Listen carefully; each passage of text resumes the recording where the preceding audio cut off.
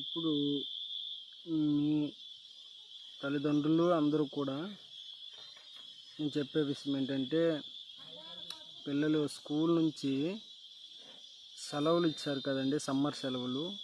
ఇప్పుడు ఇంటికి వచ్చిన పిల్లలు కుదురుగా ఒక ధైర్యం ఉండలేరు, చాలా దగ్గరలో తిరుగుతుంటారు. సో ఈ మధ్య వర్షాలు ఎక్కువ వచ్చాయి. ఉపాధి చేసిన గుమ్మిలు గొయ్యిలు ఉంటాయి, వాటిపైన నీరు నిలుస్తుంటుంది. వాటిలో వెళ్ళి పిల్లలు ఏం చేస్తారంటే దిగిపోయి కొంచెం లోతుకుంటే అలాగా మునిగిపోతారు. చాలా దగ్గర ఇలాంటి ప్రాబ్లం ఫేస్ చేశారు. ఇది అందరూ కూడా జాగ్రత్తగా గుర్తుంచుకోండి. ఇది మాత్రం తల్లిదండ్రుల బాధ్యత. 2 నెలలు వాళ్ళు ఓపిక పడి ఉంచితే మిగతా టైం మళ్ళీ ఎజటీజ్గా బాగానే ఉంటుంది. సో ఈ విన్నపం అందరూ కూడా వినాలి, చూడాలి. దయచేసి తల్లిదండ్రులు అన్నోళ్ళందరూ కూడా ఇది ముఖ్య విన్నపం. Okay, thank you.